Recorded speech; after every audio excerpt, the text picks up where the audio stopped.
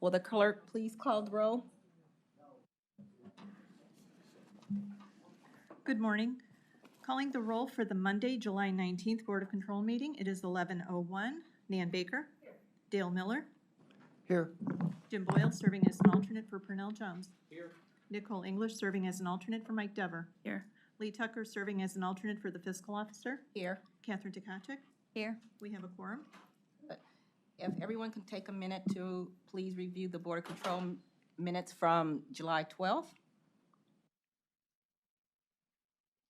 Does anyone have any questions or corrections? If not, I make a motion to approve the minutes from the July 12th Board of Control meeting. Are there, do I get a second? Second. All those in favor say aye. Aye. Opposed?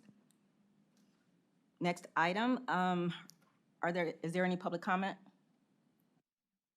Seeing as there's no public comment, we'll move on to contract and award.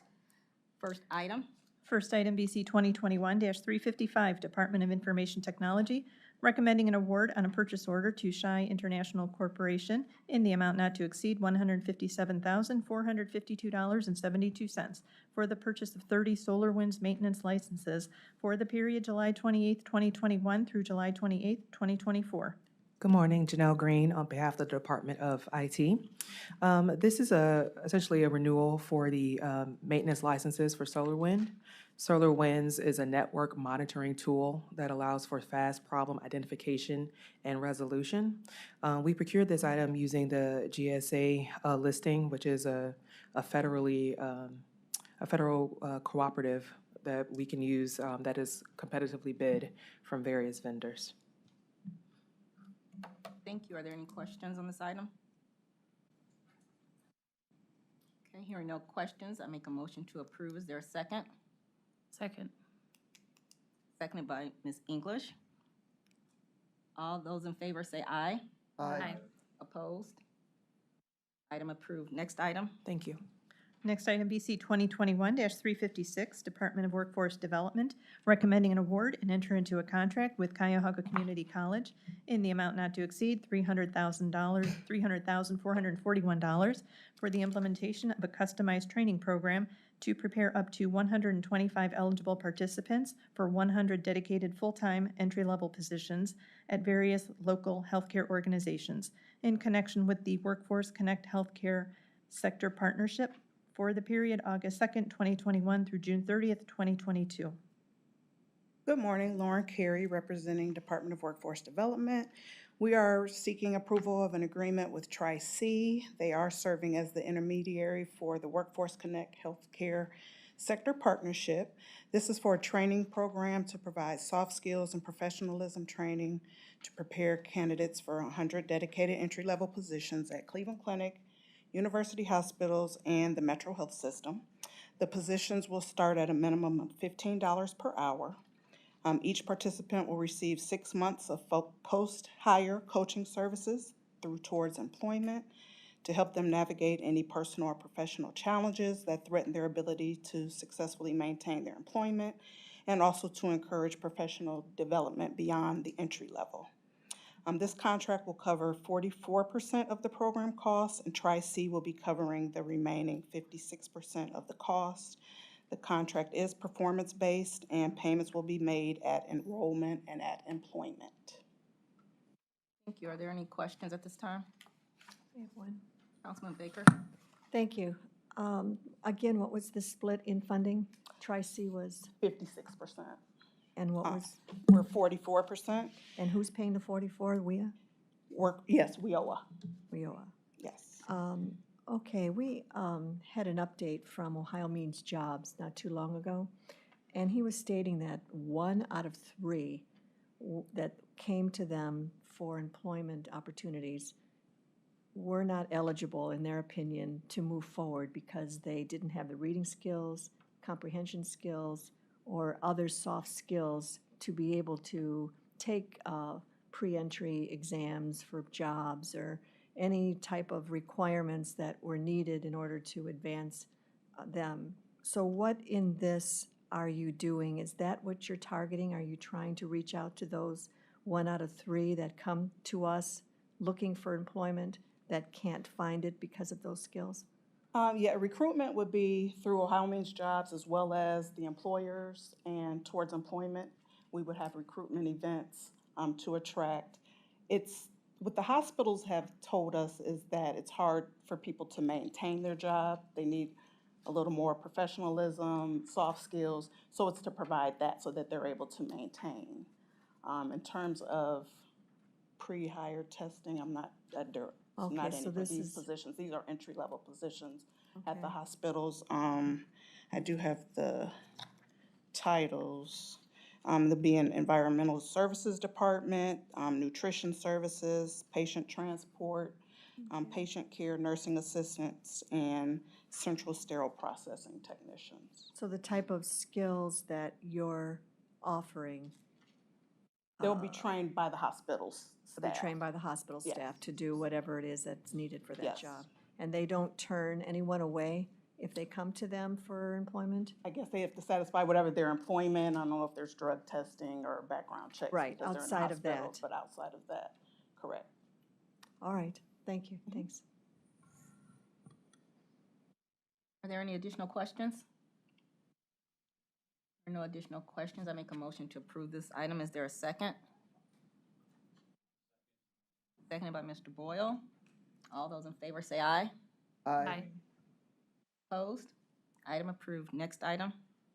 Next item, BC 2021-357, Office of the Medical Examiner, requesting to amend Board Approval Number BC 2021-176, dated April 12, 2021, which approved an award on a purchase order to QuadStar Digital Guidance Limited for the purchase of 6 iMac computers and 2 MacBook Pro laptops and related accessories for the photography department by changing the amount from $26,996 to $27,356. Hugh Shannon, Medical Examiner's Office. This had been approved a few months ago, but there are obvious supply chain issues with computers and other devices that require those chips. By the time that they did get them, there was a slight price increase, $360. Thank you. Are there any questions on this item? Okay, hearing no questions, I make a motion to approve. Is there a second? Second. Seconded by Ms. English. All those in favor say aye. Aye. Opposed? Item approved. Thank you. Next item. Next item, BC 2021-358, Court of Common Pleas Corrections Planning Board, submitting an amendment to a contract with Oriana House Incorporated for cognitive skills development programming services for the period July 1st, 2014 through June 30th, 2020, to extend the time period to June 30th, 2021, and for additional funds in the amount not to exceed $248,000. Good morning, Marty Murphy for the Corrections Planning Board. We are requesting approval of this item to fund cognitive skills development with Oriana House. Okay, thank you. Are there any questions?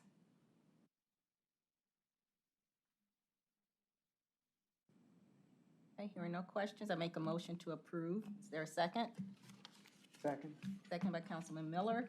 All those in favor say aye. Aye. Opposed? Item approved. Next item.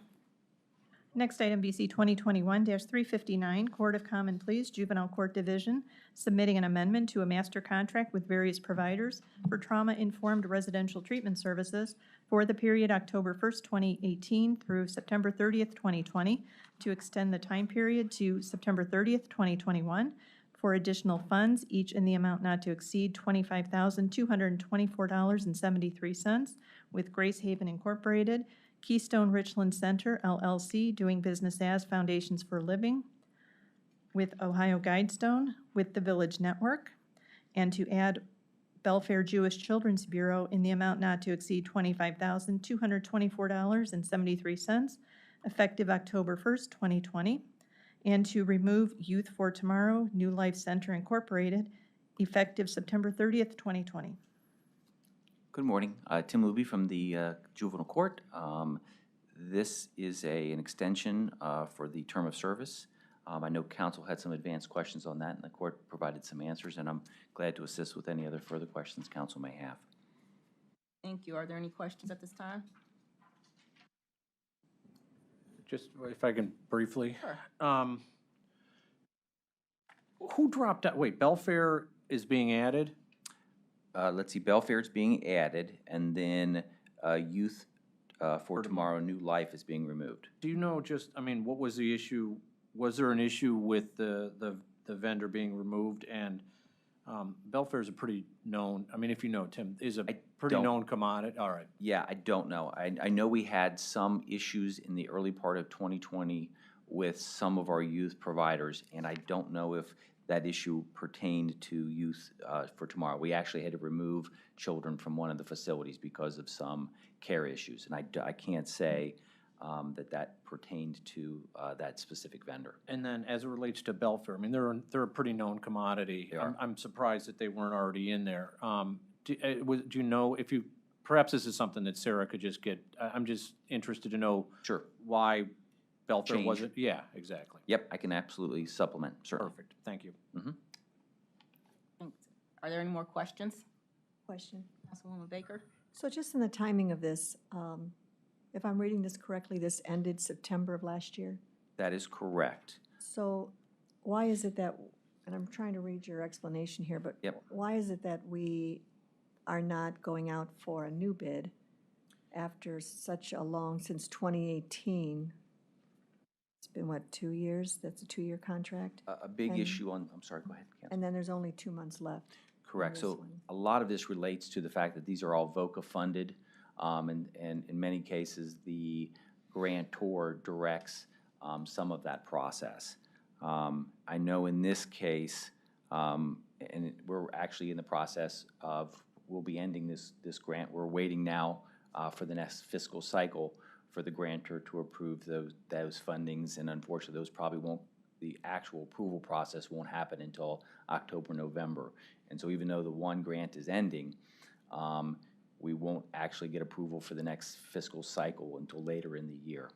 But I think the answer to your question would be, quite often the grantor is dictating the limitations on our selected vendors. So this contract ended September 30th, 2020, and this is now July, and I understand last year was very difficult, but that is contributed all to VOCA, Yes. Oh, I'm sorry. What is the contributing? delay? So the notes that I have on this one is that, so we did not get the actual funding approval for the prior or the current fiscal cycle until the end of 2020. End of We- 2020. So end of 2020, we actually got formal approval. Then this was in the conversion process, which started in January of 2021. This is a master agreement, and so there are 4 contracts, in this case now 5, that are related to this. And the notes that I have is that one of the contracts, the one related to Village Network, was with OPD from January 22nd of 2021 to May of 2021. And so because it's a master agreement, the whole process is all tied together.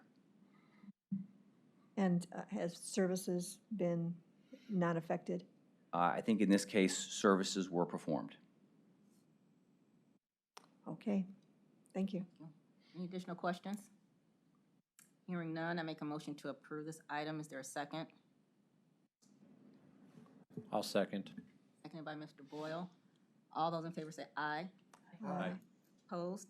Item approved. Next item. Next item, BC 2021-360, Court of Common Pleas Juvenile Court Division, submitting an RFP exemption on requisition 4459, which will result in an award recommendation to Project Lift Services in the amount not to exceed $5,000 to provide 10 race, equity, and inclusion training sessions for court staff for the period March 1st, 2021 through June 30th, 2021, and recommending the award in connection with said RFP exemption.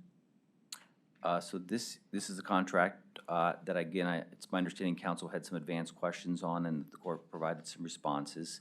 I can attest that there have been no expenses yet incurred on this contract. And ultimately, we're just seeking an RFP exemption based on the requirement by the vendor, which is in this case Reclaim, not the vendor, the grantor, for this service.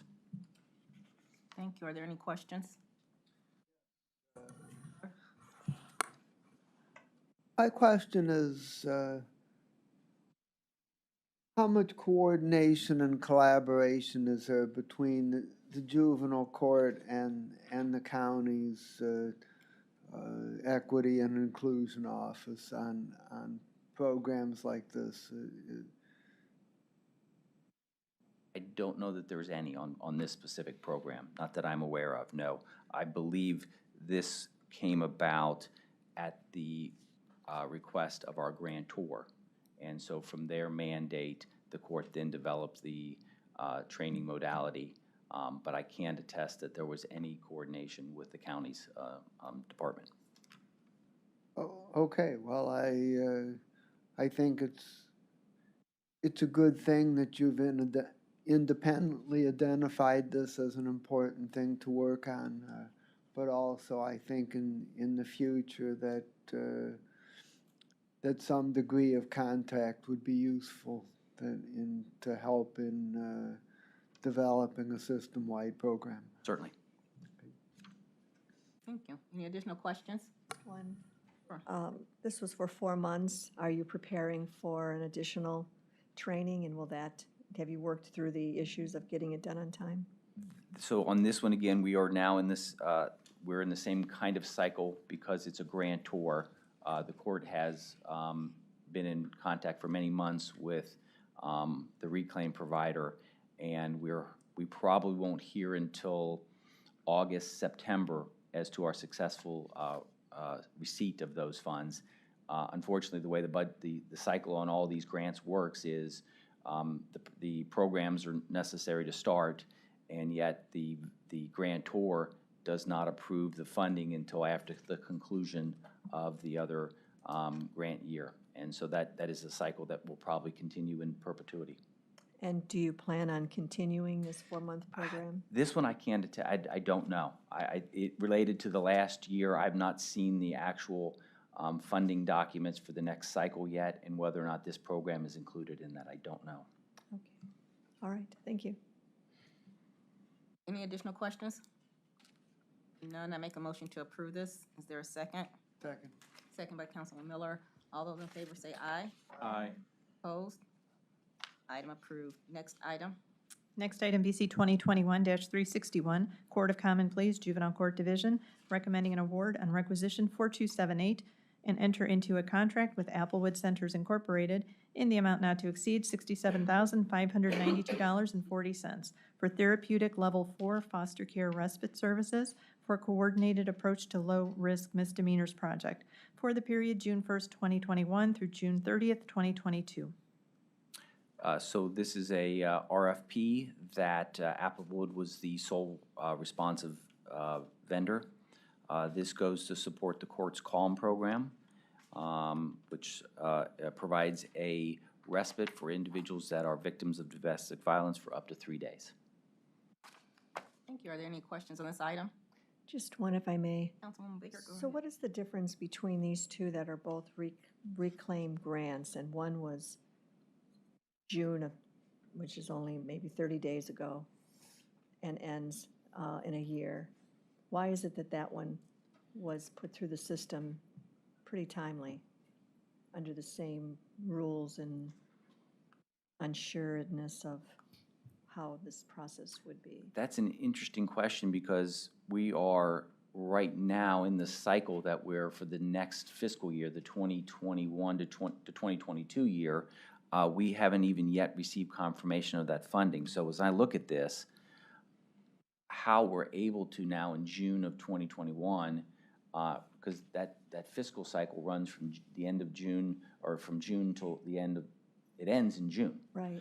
And so other than, and again, I want to be careful making representations that I don't know definitively, so I'm going to speculate here that we've received some kind of confirmation from the fundor that this is permissible and that we can proceed. All right. Well, if we could figure that out. Yep, absolutely. I'll provide a supplement to council on that issue as to why the timing of this is, we're able to move forward, timely. Right. Thank you. I appreciate the Certainly. explanation. Any additional questions? Hearing none, I make a motion to approve this item. Is there a second? I'll second. Second by Councilwoman Baker. All those in favor say aye. Aye. Opposed? Item approved. Next item. Thank you. Next item, BC 2021-362, Department of Public Safety and Justice Services, submitting an amendment to a contract with Alcohol, Drug Addiction, and Mental Health Services Board for the Mental Health and Substance Abuse Addiction Diversion Center for the period January 1st, 2021 through December 31st, 2022, to modify the contract language regarding payment terms and to expand the scope of services for the provision of one soft uniformed security officer located at the diversion center, effective July 19th, 2021, and for additional funds in the amount not to exceed $344,584. Good afternoon, everyone. Brandy Carney with the Executive's Office. This second amendment has two components. The first component is a $500,000 one-time payment to the Adams Board. Adams Board has subcontractors as part of this agreement, which include Frontline, for example, and Oriana House. The one-time $500,000 payment will be charged against future invoices and allows them to pay their subcontractors. Secondly, this money is for a security guard for the center. It will be one security guard for second and third shift during the week and a security guard for all three shifts during the weekend.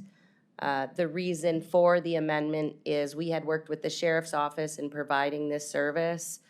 It was always intended that it would be an unarmed, ununiformed security guard. That's very common in a diversion center setting. Diversion center is not to be a jail environment, a punitive environment. It's meant to be an environment where people feel safe and secure and that they can get the treatment and services that they need. After working with the sheriff's office, with each of their, the deputies, the protective services, and the court security, that was not something that the union was willing to budge on, for lack of a better word, is not having an unarmed or ununiformed individual. We had talked about the possibility of making a new position with the sheriff's office, and after discussions with the sheriff's office, that was not an option. So that was the reason that ultimately we had the vendor hire the security guard, the service. And I was asked about the soft term that was used. That was a term that the security service used, and what it means is a suit and tie officer who's more customer service oriented rather than, for example, enforcement. Thank you. Mr. Are there Boyle? any questions? Yeah, let you go first. So, is the deal that the Adams Board is going to hire people for this, or are they contracting with a company that provides the staff? Councilman Miller, the Oriana House, who runs the day-to-day operations of the center, would contract with the security company in order to provide the service. And does it cost more money to do it that way than if we had been able to work it out with the sheriff's office? No, actually, the rate that we are receiving is $21.50 an hour for a security guard, which is significantly less than any of our positions would have been with the sheriff's office.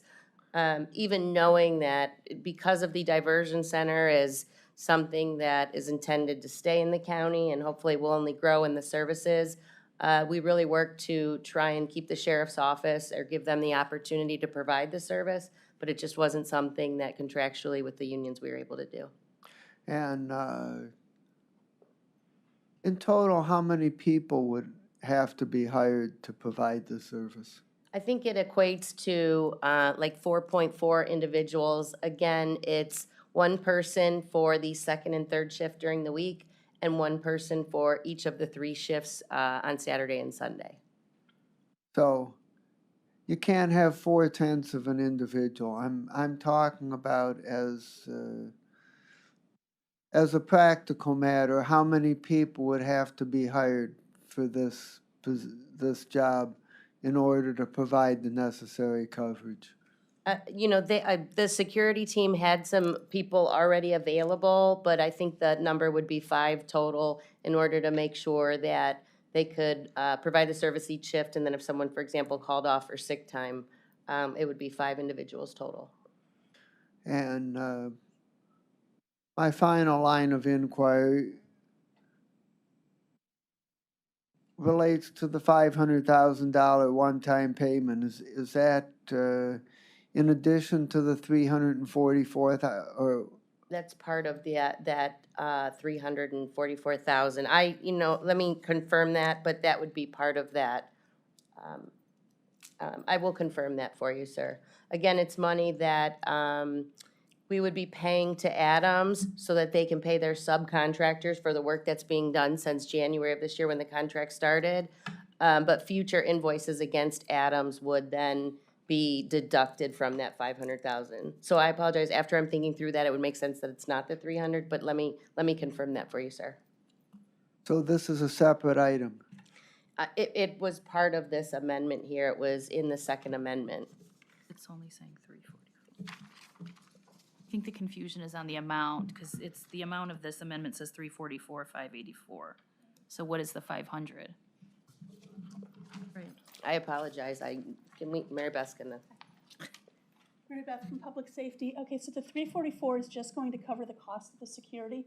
The 500,000 advance is just from the original value of the contract. And what it is we're going to do a lump sum payment, and that will allow the Adams Board to start paying the subcontractors. And instead of us paying out, it's an advance is what it is, but it's not increasing the actual value of the contract. That makes sense. So does this item approve the advance? It does. So the advance is 500,000 and the item is, the security item is 344,000. So that would seem to total more than the Board of Control is authorized to approve. I understand what you're saying. I think the reason I would think that it doesn't is because the actual contract value is only increasing by $344,000.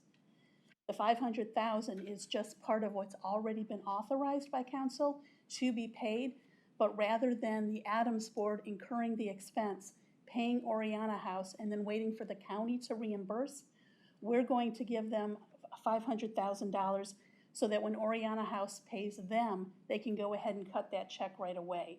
It's just a cash flow transaction, but it actually does not increase the value of the contract. The 500,000 is part of the initial contract that we have with the Adams Board for 9.2 million.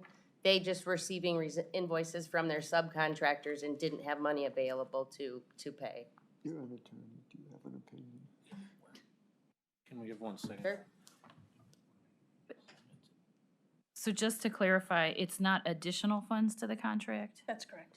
but it does say that in this caption, for additional funds in the amount not to exceed. Nicole, the 344 is an additional fund. I'm sorry, I thought you were asking. Okay. No, the That 500,000 is not additional. Okay. I do. I do. So what is the difference of 500 and 344 being used for? What are we advancing that? Why advance 500 opposed to 344 or 584? They're two completely separate matters. Okay. The 500,000 is simply to allow the Adams Board, this is pure speculation on my part, but my understanding, they just didn't have the cash flow in order to pay the subcontractors, so they were in a position where they had to keep waiting for the county to pay before they could pay their subs. And if we take 30 days, then it could possibly mean these subcontractors, Oriana House and the other partners, are having to wait 60 days to actually get their money. So it was to address that issue. The 344,000 is actually what is needed to increase the contract so that they can hire the security guard. So two totally separate items. That's what's the confusion Two completely is. separate items, correct. So, our council attorney is advising us that the $500,000 advance payment plus the 344,000 does fall within the Border Control's authority. Oh, That- good. That it doesn't create a problem, I- so I'm okay. Thank If I you. could, I would just say the reason for this was because they didn't have the money to pay, and so my concern was waiting more when I heard that would be difficult. Thank you, That sir. doesn't eliminate all the questions I still have, does it? I hope. Well, if I may, No, go ahead, That's I all right. apologize. Thank you. so thank you, that does clear a few things up, but, so, I hate to beat a dead horse, but the 500,000 that was brought up, which is not a part of this at all, I don't, unless it's in the backup and I didn't read it, or in the explanation and I missed it, 500,000 isn't mentioned at all. The only thing that's mentioned is the 344,584. So, and I guess if you could maybe say it one more time with, I'm sorry if you're being repetitive, why can't Oriana House, or why can't Adams Board use the 344,584 that's within their 500,000 is what I'm hearing. It's part of their 500,000, so we're not giving them any more. It's just part of it, and we're just allowing them to pay Oriana House that amount so that they can pay their vendor. Is that? I can try if you, so, Adams submits invoices to us regularly for the services that are provided. So until those services are provided, that's when, then we pay them. Okay.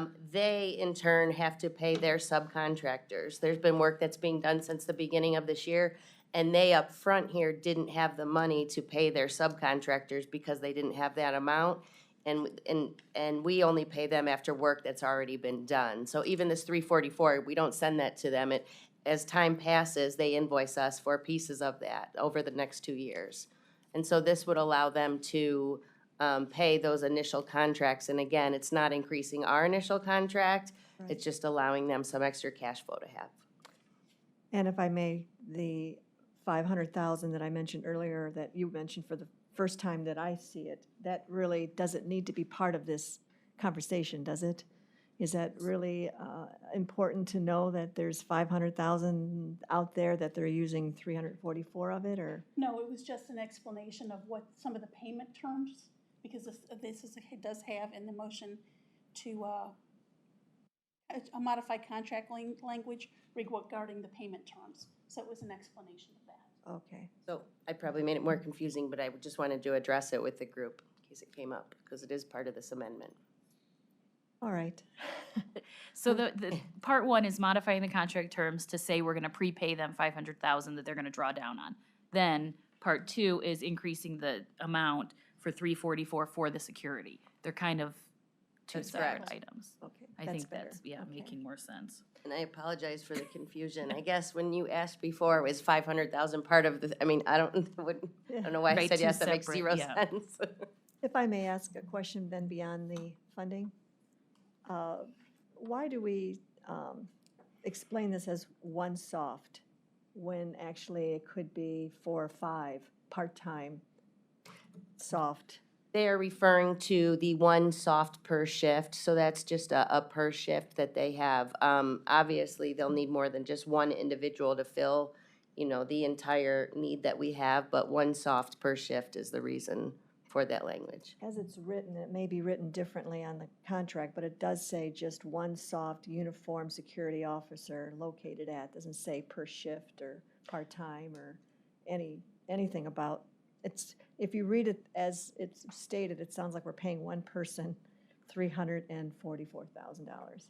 I would also add that the security company is using some of the individuals that they have on staff. So unlike us, where we'd have dedicated people assigned solely to the diversion center, Right. they have, they could have 5 people, but they have additional officers or people that they could use to fill that shift. So it's not a dedicated number like it might be for someone like us, like a government organization.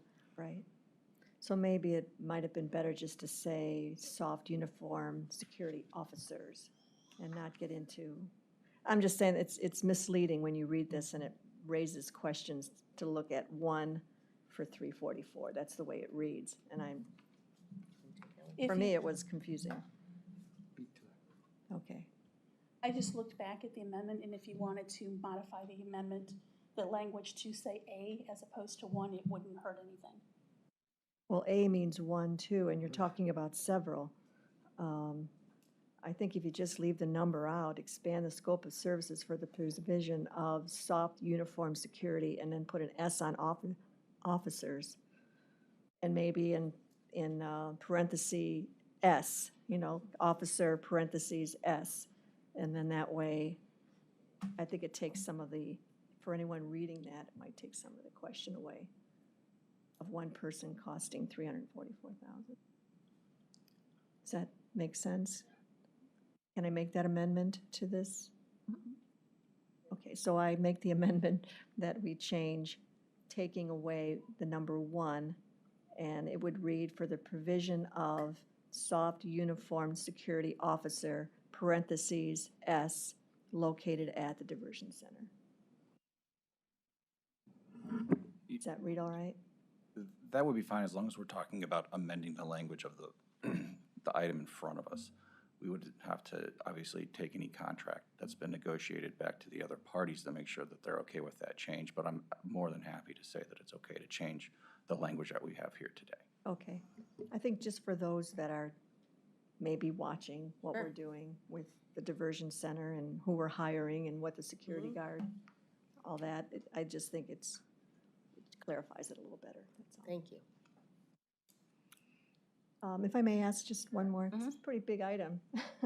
So this person is not wearing a uniform, he is not armed, but from what I'm reading here, he will be searched. Anyone coming to the diversion center are searched, and all those provisions are in place for the safety of the people that are there in Correct. case, there could be problems not anticipated. Correct. It's still a certified officer. He's just not wearing his uniform or carrying his weapon. Before anyone comes to the diversion center, they're only taken there by police, so they would get in the squad car. So police search them prior to getting in the squad car. When they get to the diversion center, there is also a metal detector that the officer is there for.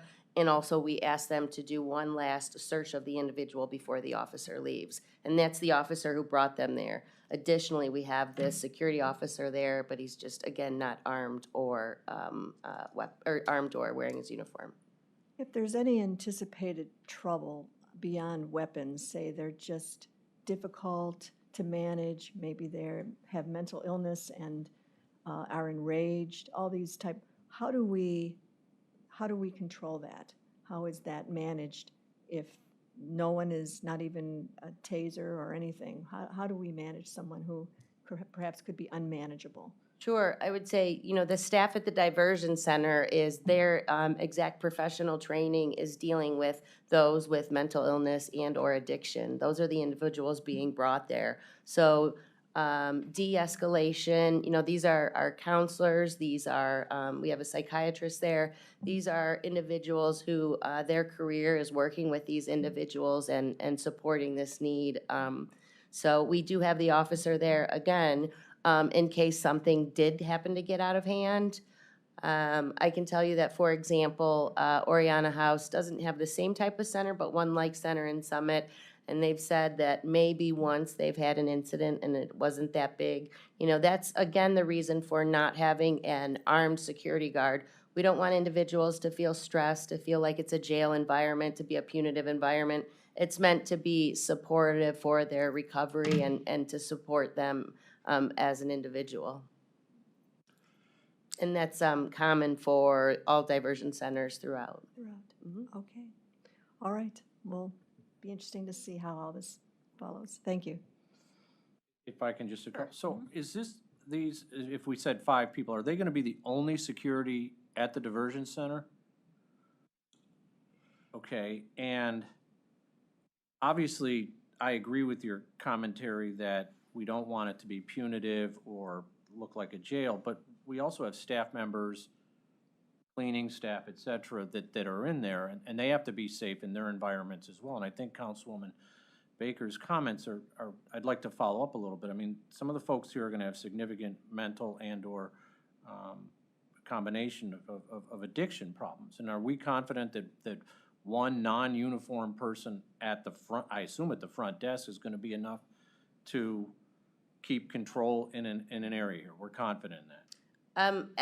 Yes, I would say we are. Again, that's, that's standard. The individual, the security officer does have cameras and does walk around, just to clarify, and does have cameras. But again, the environment is meant to be supportive, and, yes, we are confident. I would just add that we, as the county, don't have staff members there as an FYI for cleaning. It's not our building, but just to clarify, but your point is taken on anybody could be there. Well, regardless of whether county, Yeah, somebody's doing it. Sure.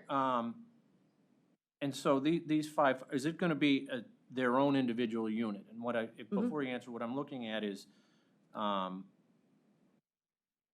in this realm, we should anticipate call-offs, et cetera, et cetera. If we're only choosing from and it has to be staffed 24/7, you know, if one calls off sick, I mean, I know we've had problems at the jail. I mean, are you gonna be able to draw from other units, or is only these five people are the only ones that can do it? No, no, Mr. Boyle. The clarification for Ms. Baker's question was, again, 5 individuals when you do the math for the need, but this security company has multiple different individuals that they're able to pull from. So they actually don't have 5 dedicated to only the diversion, because they are able to pull from their officers for Okay. this job. And have we already awarded the contract to the security company? Do we know, I mean, who is the company? So the Oriana House is the one that contracted with the security company, and the name of it, I can provide you with the name of it. That's fine. And the training that these security people are gonna be is pretty significant. And so Oriana House, who's overseeing to make sure that the folks, these individuals there, have received all of the intervention crisis stuff? I mean, that's written into their contract? So that crisis intervention training, I can't speak to whether it's written in the Oriana contract, but I can tell you that the officers, again, are certified officers, and they have taken the 40-hour CIT training as part of this. And the last question. Sure. I understand that they're not gonna be wearing uniforms or have guns. What are they gonna wear? I mean, I'm just worried from an outsider's perspective, if there is an incident, how is someone gonna know that this person's in charge? I mean, I look back to the old things of the guy in the uniform with the badge, people recognize when they walk in the door that guy's in charge. I mean, what is this person gonna wear, and how will an outsider, I mean, look at a fire or something, who's gonna be the person that they're gonna be able to readily identify as the security individual in there? The individual is wearing a suit and tie. You know, is a suit and tie. You know, he's not one of the medical staff that are there, obviously, and your point is taken, but, you know, again, he is not meant to show the people that are there that he is an officer. But obviously, staff that are working at the location know that is, you know, that is the officer. Okay. One follow-up. Sure. So I have to say, it is concerning not to have someone there in authority, just in case something doesn't go well. And we're new at this, diversion centers, you know, we're new. The other diversion centers that are out there that you're modeling, do they go from arrest to jail? Or, I'm sorry, arrest to making a decision whether it's jail or whether it's diversion? Because this is the first time this person is coming before the diversion center. They didn't go through a process that maybe in the jail we decided they would go to the diversion center. This is a police officer making a decision in coordination with the Oriana House, if I understand it correctly, making that decision at that time that this person is to go. Is that the way they all work? They all don't work like that, but there are, including the one we modeled after, there are pre-arrest diversion centers. There's different intercept points, so pre-arrest, you know, post-arrest, after they see a judge, so, but there are other pre-arrest centers. And again, this standard is exactly what they have. And I would just say that there's a diversion group and who I've worked with over the past year. We have a call every other week now. It used to be every week. Everybody from Oriana House and Adams House leadership, or excuse me, Adams leadership, myself, there's prosecutor's office on there, there's Cleveland Police on there. just multiple entities part of this. And again, it was strong agreement among the group for continuing with the unarmed, ununiformed officer, because that's really the premise for this diversion center is that's the type of environment they're encouraging. I actually brought back to them when it was, when we realized that the sheriff's office was not able to make that change and again pose the uniformed officer, and it was something that as a group wasn't supported. May I ask, did the sheriff's department not cooperate because they didn't agree? No. No. It's because they just didn't have the personnel, or That, did they not I wanna worked be? with the sheriff himself, and he absolutely agreed and understood that this is the environment and what we were doing and supported of it. Okay. It was a union issue where none of the unions could do both ununiformed and unweaponed. I see. And I'm not sure I got quite the answer to the question. Is this a typical arrest or diversion center at the point of arrest that the decision's made? Is that a typical environment where the diversion center for the first time is seeing someone that has only seen a police officer? Is that, I would it say, hasn't gone through anybody else's sense of scrutiny as to whether or not this person belongs in a diversion center, except by a phone call trying to make sure that the criteria is met?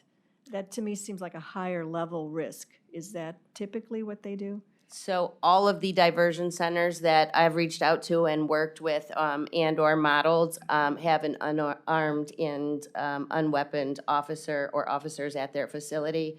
Again, the pre-arrest model is not as common. It's starting to be more and more common. It's not as common, but again, the diversion centers overall, this is how they function. I guess though my question is that when you came to the conclusion that yes, the diversion center has an unarmed, not uniformed person, but did that take into consideration where this person was coming from?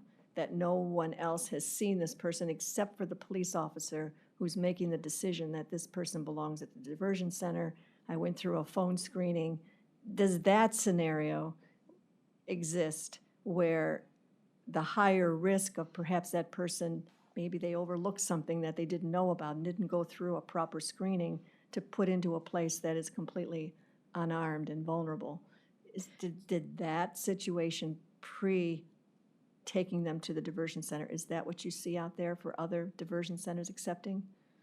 Again, so the diversion centers that are pre-arrest also follow this same model. Remember, these are low-level, nonviolent crimes. If they have a significant history, it's not someone that's going to be coming to the diversion center. If it's someone that's any type of violent or right now any type of felony, they're not coming to the diversion center. So that's the individuals that we're bringing to the individual or to the center. There could be those with mental illness, off their meds, schizophrenia, things like that are not in control of themselves perhaps at the time. Sure. There's, part of when they call the 24-hour hotline, which is a requirement for an officer to call prior to taking an individual, if someone is too unstable, the recommendation would be, for example, to take them to St. Vincent, to the hospital, because that is the better environment for them. So there's tiered and there's some triaging that's done on the phone for that very reason. Oh, that's good to know. All right. Just a little concerned about that. Thank you. Any additional questions? I have one follow-up question. It gets back to the $500,000 issue, and the question is, whenever the payment terms of a contract are modified, does that require Board of Control approval? Yeah. I would have to look at each individual contract that we're talking about, but really in this instance, they're not coming for approval of changing the money. They're just basically changing the way in which it's paid. So I can get back to you with. I'm sorry, I didn't hear it. In this case, there's no request to change the amount with respect to the $500,000. That amount was previously approved, and if it's $9.2 million, I imagine it was approved by council. So in that case, they're not coming to the board to approve any change in that money with respect to the $500,000. They're just essentially changing when and how it is going to be paid. So my question is, when a change like that is made, that does not change the amount of the contract, but just changes the payment terms, does that routinely require Board of Control approval, or are there times when the administration can do that without it coming to the Board of Control? It would depend on what the actual terms of the contract are. Some contracts are more liberally, or they're easier to change. They give the county the ability to make those decisions. I have not looked at this one, so I would have to look at it myself, and I can get back to you, and I can answer your larger question as to, is this often done, or how often is this done? I don't know as I sit here, but I can surely follow up for you. Okay, I would appreciate that. Thank you. Thank you. I may. Sure. If I may, the sheriff, is he involved at all? Does he have any oversight at all? Is he consulted if there are any questions that need to be answered about the safety of the people there? So the sheriff does not have oversight of the center. Again, that's something, we contract the services with the Adams Board and those other entities for the entire operation of the center. However, for example, the discussion about the security, he was heavily involved in. That's who I worked with and made sure that it's something he supported. He has been a great proponent of this center. He spoke at the opening. He's been engaged. He understands the operation. So, you know, we used him for things like I did a video for the law enforcement officers to send out to all of Cleveland Police. He was on that, supporting the center, why people should use it. He has sent his officers to the CIT training. They're attending the training. So he's not directly involved in the day-to-day, but he is engaged and supportive of the process. All right, so if he were standing here today and we asked him, do you support an outside security company coming in and doing their own training, following what they feel is important to know, he would stand there and say, yes, I would support that outside service coming in and doing what it is that we're supporting here today. Again, I can tell you, I worked with the sheriff to try and find a way to keep this in-house. It wasn't an option, and we came to the agreement that it's something that would be subcontracted out, and there was no concern. So he understood, and it wasn't something where he said, you know, I'm not comfortable going, you know, out for this. Okay, we just won't hear later if there is an incident. The sheriff will come up and say, well, I thought that was probably not a good idea. No, I don't think No. so. Yeah. Okay, thank you. Mhm. Are there any additional questions? Hearing none, I make a motion to approve with the adjustments as noted. Is there a second? Seconded by Councilman Miller. Is all in favor, say aye. Aye. Opposed? Item approved. Next item. Thank you. This was fun.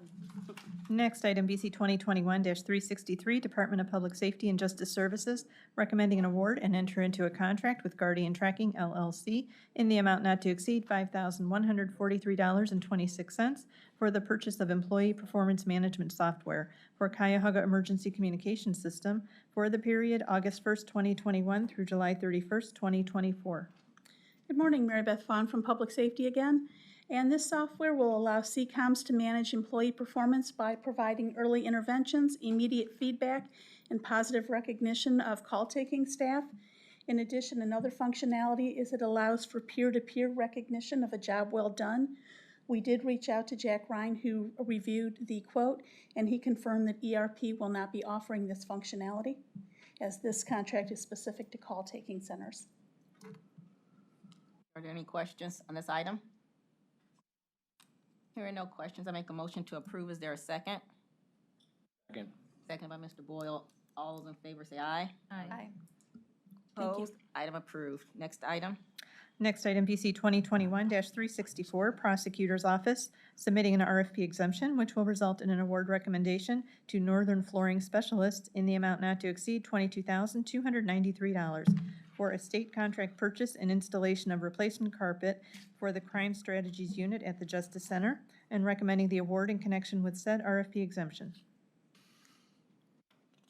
Good morning. My name is Jim Ginley. I work in the fiscal department of the County Prosecutor's Office. And this is for carpeting in a new area acquired in the Justice Center by the Prosecutor's Office for our crime strategies. And it includes the purchase price of the product, which is the carpet and the cove molding, and that also includes the labor and installation cost, which includes tear out and install. And I know there were some questions prior to the meeting that I hopefully answered, but I'm here to answer any other questions on that. Thank you. Are there any questions regarding this item? If I may, Sure. I'm trying to read through here. In a nutshell, why isn't that Public Works wasn't part of this? Well, you know what? I think we were under the impression that Northern Flooring, which is a distributor for Shaw Products, had a state contract, and then we believed Northern Flooring had a contract with the county as an installer, but that doesn't exist anymore. We would welcome, if you wanted us to, I don't know what the procedure is, to retract the PO and only buy the product and have our trades do the install, that would be fine too, and the tear out. We have no aversion to that. We would welcome that. Yes, So- Nicole? Yeah. I guess it doesn't, sometimes organizations or groups do their own work. I mean, when we do it, it gets billed back in space maintenance anyhow, so the department does get charged for it. That's fine with the chargeback, that's fine. So it's kind of Okay. 6 of one, half dozen of another. Is there We any- do normally work with them. I mean, is there an advantage? Our trades are fairly busy right now, so depending on when we would fit it in, might not work with their schedule. So I would hate to change something up that you already have going, but in the future, I think. Right, well, we're cognizant of that now. We will Yeah. accommodate anything that was requested. Yeah. So I know Matt Reimer is, I mean, he and John Myers work with Dominic all the time, so I'm sure that. Right, they right. could I be talked to in contact. Dominic, he was our requester. We're not paying more, are we? Because we're doing it outside instead of inside? I would doubt that we are.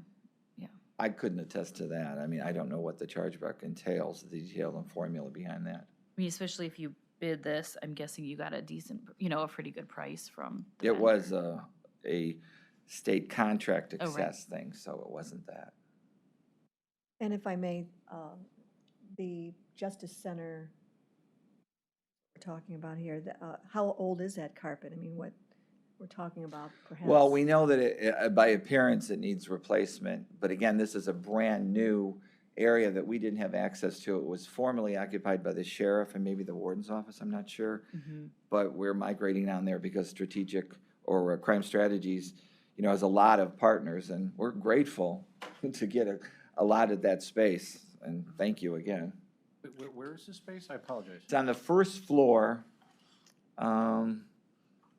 The area, there's public restrooms there, and there used to be county council on this side.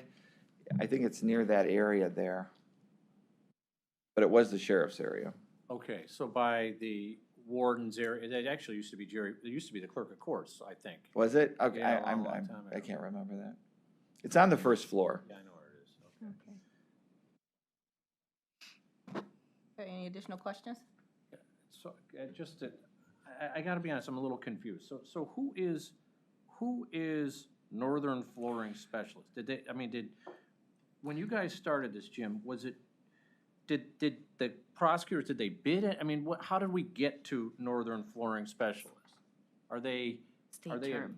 Are they a state? Yeah. Okay. that's Right, what it says. Got it. they're distributor for the manufacturer that has the state contract. And we typically use Shaw products, so I think that's where they went to distributor of Shaw products to match what we have in other buildings, and they're on the state Right. term. So that's how they got to Northern Flooring. Thank you. Any additional questions? And I've been on that if that carpeting isn't 20, 30 years old, I mean, it's, I'm sure it is. oh, it's older than that. Certainly older than your house, I'm sure. That I'm sure.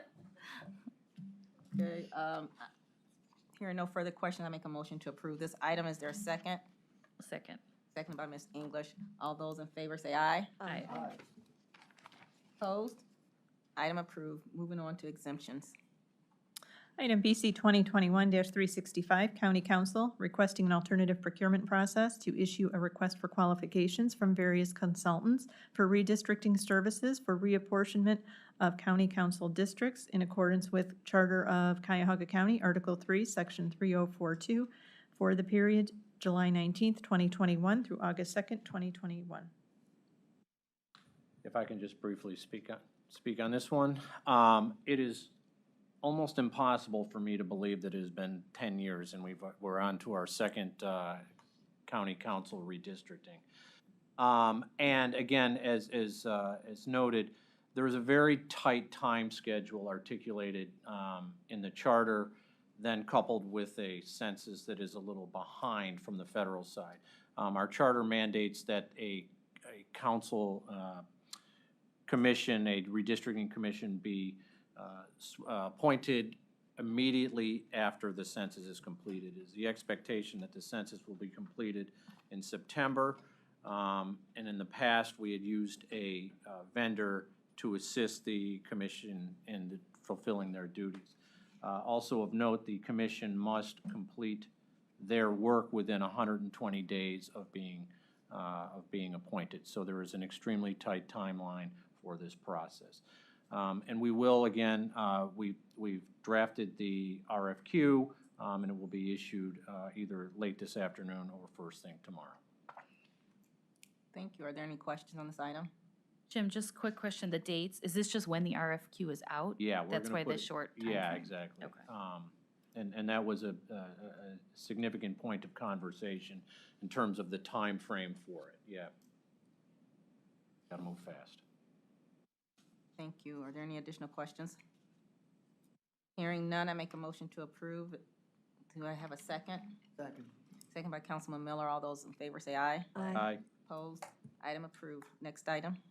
Next item, BC 2021-366, Department of Human Resources, requesting an alternative procurement process to seek formal proposals from various providers for county stop-loss insurance coverage services to allow proposal respondents to revise their submitted pricing after the proposal due date to ensure accurate stop-loss estimates by including data through August 31st, 2021 for the period July 19th, 2021 through December 31st, 2021. Stephen Witt with the Department of Human Resources. This is a request for an alternate procurement, which will allow us to do a slightly modified RFP process. What is modified with this RFP process is that the data we include with the stop loss RFP is not up to date enough for accurate stop loss estimates within our RFP process. We won't have that data until mid-September at the earliest, as vendors typically want data through the end of August of the year that they're looking at. So what we will plan to do is issue this RFP as soon as possible within the coming weeks. And then once it closes, we will be able to begin our scoring process for everything excluding pricing. Once we have that data from from our consultant and from our current stop loss provider, we can request the accurate pricing from the vendors that submitted on this RFP process and give them about a week to provide accurate pricing so we have the most up-to-date pricing. What this will do is this will save us about 3 weeks in the RFP process as we attempt to try and get this to be not as late as it typically is, as it usually comes through well beyond the start date. Thank you. Are there any questions on this item? Just a comment that that I know in the past it's been hard to get more than one bidder on this contract, and anything we can do to provide flexibility and encourage some real competition, and also do it in a timely fashion makes sense, and I support what you're asking for. Thank you. Thank you. Are there any additional questions?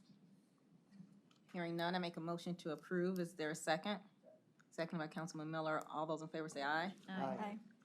Opposed? Item approved. Next item. Next item, BC 2021-367, Office of the Medical Examiner, requesting an alternative procurement process, which will result in award recommendations to various providers in the total amount not to exceed $2,750 for the purchase of meals for the Citizens Academy training participants for the period July 29th, 2021 through September 30th, 2021, with Italian Cravings doing business as Italian Creations in the amount not to exceed $2,385, and Dave's Supermarket in the amount not to exceed $365. Hugh Shannon, Medical Examiner's Office. We are reinstituting our Citizens Academy post-COVID. This will be light meals for the evenings for the 8 weeks. Thank you. Are there any questions? Will there be cannolis? You know what? Sign up for the course and come on down. See what we got. I'm gonna look into it. Okay, hearing no additional questions, I make a motion to approve this item. Is there a second? A second. Second by Ms. English. All those in favor say aye. Aye. Opposed? Item approved. Thank you. Okay, moving on to the consent agenda, items BC 2021-368 through 371. And if I may, item BC 2021-371, purchase order 2100-2396 for the Office of the Medical Examiner is being held at the request of the department. Okay, let's take a moment to review. So I have one question. And my question is as to why the item that's being held is being held.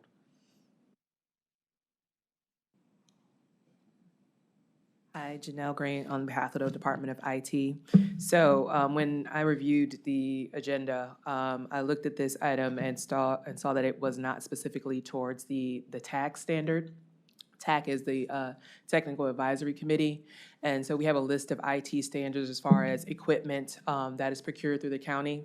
And basically, these items weren't the models that we typically can image, basically set up with the applications and the programs needed to run them. So once I saw that item, I went to the department and worked with that particular buyer for that department in order to make sure that they knew which of the models that we needed to procure. And that way we have it set on the onset, because we've had this issue before where we've had to return models and have them exchange, and it was more complicated than it needed to be. Okay, thanks for the explanation. Sure. Okay. I'm going to make a motion to approve the consent agenda items. Are there any additional questions regarding the consent agenda items? Let me ask just. Sure. On 369, that is, first of all, 3 months past, and we're extending it for a complete year, although we're already now into July. Why are there no additional funds required when we're extending it as we are? This is a grant-funded project, and they had service delivery delayed because of COVID.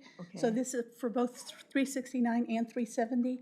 This just gives them additional time to draw down those grant dollars, so Okay. they don't have to be returned to the state. All right, so these are dollars that were in place. That's that we're correct. not using. Thank you.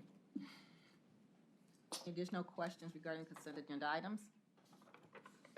For no additional questions, I make a motion to approve the consent agenda items. Is there a second? Second. Second by Councilman Miller. All those in favor say aye. Aye. Opposed? Consent agenda items are approved. Is there any additional public comment? No public comment. Hearing no additional public comment, I'd like to make a motion to adjourn. Is there a second? Second. Seconded by Ms. Nicole English. All those in favor say aye. Aye. Aye. Thank you.